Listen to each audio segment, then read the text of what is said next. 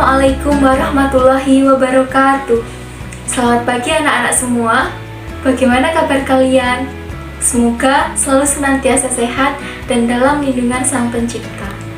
Jangan lupa tetap semangat dan jaga kesehatan ya. Baik, sebelum memulai pembelajaran pada pagi hari ini, mari kita berdoa terlebih dahulu. Berdoa mulai. Berdoa selesai. Pada pembelajaran kali ini, kita akan membahas tentang struktur dan fungsi jaringan pada tumbuhan. Nah, kalian silahkan presensi terlebih dahulu di G-Form yang telah Ibu share linknya di grup. Seperti biasanya, ada kata motivasi terlebih dahulu untuk menambah semangat anak-anak semua. Kata motivasinya adalah setiap makhluk hidup itu memiliki nyawa. Maka dari itu, rawatlah dan peliharalah dengan sebaik-baiknya. Baik anak-anak, bisa dilihat ya di gambar sebelah ibu. Itu kira-kira gambar apa? Ya, itu adalah gambar salah satu jaringan tumbuhan, yaitu jaringan tumbuhan epidermis, yang mana bisa dilihat ya, susunan sel-selnya seperti apa? Ya, rapat-rapat. Kemudian di dalam gambar itu pun terlihat ada inti selnya. Baik, tujuan pembelajaran pada kesempatan kali ini adalah siswa dapat mengetahui dan mengidentifikasi berbagai macam jaringan penyusun tubuh tumbuhan. Nah, jaringan tumbuhan itu terbagi menjadi dua, yaitu ada jaringan meristem atau jaringan embrional dan jaringan permanen atau jaringan dewasa. Jaringan meristem terbagi menjadi dua, yaitu meristem sekunder dan meristem primer. Nah, perbedaannya di apa? Perbedaannya adalah di fungsinya. Kalau meristem primer itu lebih identik pada penambahan tinggi atau panjang suatu tanaman, sedangkan meristem sekunder itu lebih pada penambahan lebar dari suatu tanaman. Misalnya batang itu menjadi semakin lebar, itu berarti jaringan meristem sekundernya yang berfungsi. Nah, sedangkan jaringan permanen atau jaringan dewasa itu contohnya ada jaringan epidermis, jaringan dasar atau parenkim, jaringan penyokong, jaringan pengangkut atau xilem dan phloem, dan jaringan sekretorit. Sebagai catatan, jaringan meristem dan juga jaringan permanen itu bedanya adalah di sel-selnya yang telah berdiferensiasi. Kalau pada jaringan meristem, selnya belum berdiferensiasi atau struktur dan fungsinya belum terpetakan berbeda-beda gitu. Kalau misalnya pada jaringan permanen atau jaringan sekunder, itu mereka sudah terdiferensiasi sel-selnya. Maka dari itu fungsinya, strukturnya sudah beda-beda fungsi masing-masing. Bisa dilihat ya anak-anak, gambar di samping itu merupakan letak dari meristem, jaringan meristem pada tumbuhan. Nah, jadi jaringan meristem terbagi lagi menjadi meristem apikal, meristem lateral, dan meristem interkalar. Nah, posisinya terlihat ya pada gambar. Baik, Ibu akan menjelaskan tentang meristem apikal. Dia letaknya di ujung, bisa di ujung akar ataupun di ujung batang. Kemudian tadi berkaitan dengan fungsinya untuk pemanjangannya dari tanaman. Kemudian meristem interkalar itu atau meristem antara. Nah, dia itu untuk pemanjangan ruas batang juga dan juga terbentuknya bunga. Lalu yang meristem selanjutnya adalah meristem lateral, terlihat ya, berada di bagian tengah. Nah, itu atau disebut juga dengan meristem samping. Nah, tujuannya adalah untuk pertumbuhan sekunder. Kenapa untuk pertumbuhan sekunder batang? Karena nanti akan berhubungan dengan semakin melebarnya suatu batang. Nah, contohnya adalah kambium, pembuluh, dan juga kambium gabus. Pada gambar selanjutnya, masih dalam jaringan meristem ya, itu terlihat suatu tanaman yang kemudian pada ujung atas itu ada meristem apikal di atas, kemudian ada meristem apikal kuncup di bawahnya, kemudian yang di akar adalah meristem apikal akar. Nah, ingat meristem itu yang apikal kaitannya dengan penambahan panjang atau tinggi tanaman. Nah, kemudian di tengah-tengah atau di samping itu ada meristem lateral, di mana dia nama lainnya adalah meristem antara. Nah, meristem lateral ini yang berfungsi dalam pertumbuhan sekunder, dalam pelebaran suatu batang. Kemudian di dalamnya itu ada kambium vaskuler dan juga kambium gabus. Terlihat ya anak-anak, di anak panah selanjutnya itu ada pertumbuhan dari tangkai atau batang. Yang pertama adalah pertumbuhan primer dari batang atau primary growth in stems. Nah, itu lapisan terluarnya ada epidermis, lalu di dalamnya ada korteks, kemudian ada pembuluh xilem dan phloem primer, lalu di tengah-tengahnya ada empulur. Nah, yang sedangkan pada pertumbuhan secondary atau pertumbuhan sekunder dari suatu tangkai atau batang itu lebih berperannya adalah kambium gabusnya, di mana lapisan luarnya itu ada peridem yang berasal dari kambium gabus, lalu lapisan dalamnya lagi ada kambium gabus, kemudian di dalamnya terdapat korteks, lalu di dalamnya lagi ada phloem sekunder, kemudian ada phloem primer, kemudian ada phloem sekunder, lalu ada kambium vaskuler yang menghubungkan antara xilem dan phloem, dan ada xilem sekunder dan xilem primer. Nah, ingat ya anak-anak, semakin keluar atau semakin luar suatu phloem itu dia adalah phloem primer, sedangkan semakin keluar dari suatu pembuluh xilem dia adalah xilem sekunder. Jadi kalau xilem itu lebih ke dalam pertumbuhannya, kalau phloem lebih keluar pertumbuhannya. Ingat, karena xilem dan phloem, xilem yang artinya dalam, menghujam ke dalam. Terlihat ya anak-anak, pada gambar selanjutnya masih di jaringan meristem. Di paling ujung dari tanaman itu ada tunas apikal, yang mana terdiri dari meristem apikal tentunya. Lalu di batangnya itu ada namanya kambium vaskuler. Kambium itu letaknya tadi di meristem lateral. Nah, itu ada juga kambium meristem lateral ya, yang lebih ke sampingnya. Lalu ke gambar bawahnya itu ada menjelaskan tentang akar.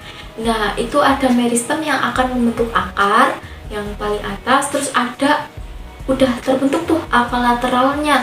Lalu ada meristem apikal lateral, meristem apikal akar, maaf. Nah, kemudian ada juga rambut-rambut akar. Lalu yang ke bawah mendekati tudung akar itu adalah meristem apikal akar, di mana dia di dekat tudung akar.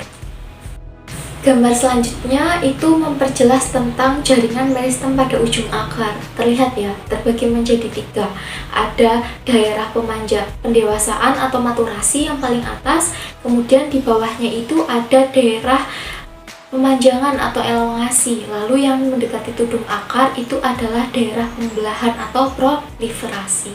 Nah, di situ juga ada protoderm, terus ada meristem apikal tentunya yang mendekati tudung akar itu, terus ada meristem dasar. Nah, ada juga prokambium. Nah, gambar selanjutnya yang sebelahnya adalah tentang jaringan meristem pada ujung batang. Nah, terlihat paling atas ada tunas apikal, lalu ada juga meristem dasar, kemudian ada tunas samping, kemudian ada meristem apikal juga yang sebelah sana, ada protoderma, lalu ada juga prokambium.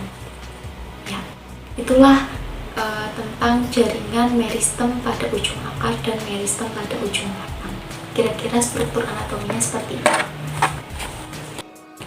Selanjutnya adalah tentang jaringan permanen atau jaringan dewasa.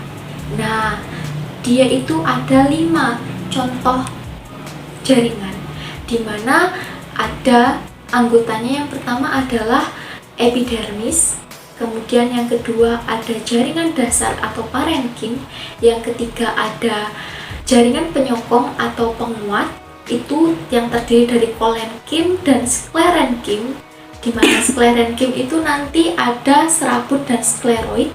Lalu yang keempat itu ada pengangkut, jaringan pengangkut atau vaskuler, dan yang kelima adalah jaringan sekretorik. Beralih pada salah satu contoh di jaringan permanen, itu yang pertama adalah jaringan epidermis. Nah, terlihat ya di gambar anak-anak, jaringan epidermis ini ada contoh yang sebelah kiri itu adalah dari yang preparat Roy Discover, tanaman Adam Hawa.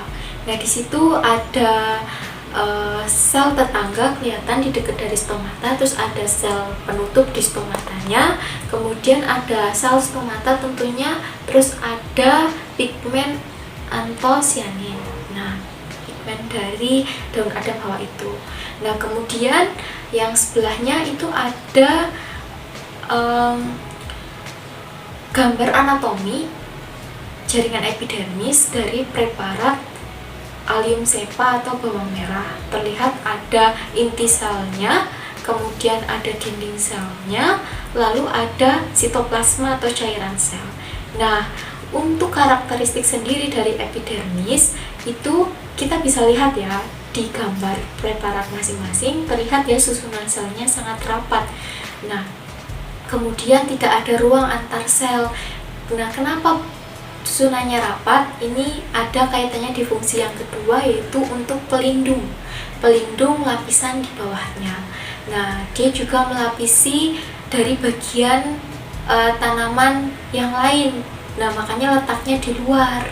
Kemudian selnya tadi udah tersusun rapat ya, lalu dia juga bisa termodifikasi menjadi stomata, atau juga ada kutikula, ada trikoma juga. Nah, dia juga tidak memiliki klorofil kecuali pada stomata daun. Berlanjut ke jaringan yang kedua adalah jaringan dasar atau jaringan parenkim. Nah, ciri-ciri utamanya dari jaringan parenkim ini adalah tersusun dari sel-sel yang hidup. Kemudian terdapat di bagian akar, batang, daun, buah dengan vakuola yang berlimpah. Lalu dia itu memiliki ruang antar sel, beda dengan epidermis. Tadi epidermis tidak memiliki ruang antar sel. Nah, di sini dia memiliki ruang antar sel. Kemudian pada dinding sel yang telah menebal itu terdapat celah plasmodesmata. Nah, kemudian sebagian memiliki klorofil dari jaringan parenkim ini. Nah, namanya adalah klorenkim. Nah, klorenkim ini tersusun dari apa? Tersusun, lihat di gambar ada ya, jaringan palisade dan jaringan spons. Yang mana jaringan palisade dan jaringan spons itu dinamakan mesofil. Nah, struktur yang terlihat di gambar itu ada kutikula, kemudian ada lapisan epidermis atas, baru ke bawahnya itu adalah jaringan palisade, kemudian ada pembuluh, berkas pembuluh, lalu ada jaringan spons. Nah, dari dari parenkim palisade sampai parenkim spons itu dinamakan mesofil. Nah, kemudian di bawahnya ada epidermis bawah. Nah, di epidermis bawah itu pun nanti ada stomata. Nah, stomata itu nanti yang untuk aliran udara masuk dan keluar. Nah, makanya di situ pun di dalam stomatanya ada rongga udaranya ya, kelihatan. Kemudian stomata itu juga ada sebelahnya sel penjaga. Jaringan yang ketiga adalah jaringan penyokong atau penguat. Namanya penyokong atau penguat berarti untuk menyokong tumbuhan ya, menguatkan tumbuhan. Nah, dia terbagi menjadi dua. Ada kolenkim dan juga ada sklerenkim. Nah, karakteristik dari kolenkim itu sel-selnya hidup. Nah, dia untuk menyokong tumbuhan yang muda. Kemudian penebalannya ada di bagian sudut-sudut dinding selnya saja. Bisa dilihat ya di gambar yang kolom kolenkim tisu. Nah, kemudian yang kedua adalah tentang sklerenkim. Nah, karakteristik dari sklerenkim ini adalah sel-selnya mati, kemudian menyokong tumbuhan yang sudah tua. Nah, dia menebalnya di seluruh dinding sel. Lihat ya, bisa dilihat di kolom sklerenkim tisu. Nah, sklerenkim ini terbagi menjadi dua, ada dua jenis, yaitu ada serat dan juga ada sklerate. Nah, yang serat ini contohnya di serabut kelapa, yang sedangkan sklerate itu contohnya di batok kelapa dan juga di sel batu buah pir. Nah, di tabel yang telah ada di layar itu ada contoh dari gambar sklerenkim dan juga kolenkim. Bisa diamati ya anak-anak masing-masingnya. Jaringan selanjutnya, poin nomor 4 adalah jaringan pengangkut. Nah, jaringan pengangkut atau nama lainnya adalah jaringan vaskuler. Dia terdiri dari dua jenis, yaitu pembuluh silem dan flom. Nah, pembuluh silem itu apa? Pembuluh yang mengangkut air dan garam mineral dari tanah menuju daun. Ini dalam proses fotosintesis ya, ingat anak-anak. Kemudian jaringan flom itu mengangkut hasil fotosintesis yang mana dari daun ke seluruh tubuh tumbuhan. Nah, dari silem dan flom itu ada beberapa jenis tipenya, yaitu diantaranya yang pertama ada kolateral terbuka, di mana letaknya flom dan silem, kemudian tengahnya ada kambium vaskuler. Kemudian yang kedua ada kolateral tertutup, itu pada tanaman monokotil. Tadi yang kolateral terbuka tanaman dikotil ya, yang kolateral tertutup di tanaman monokotil. Nah, di tanaman monokotil ini di antara silem dan flom tidak ada pembuluh vaskuler.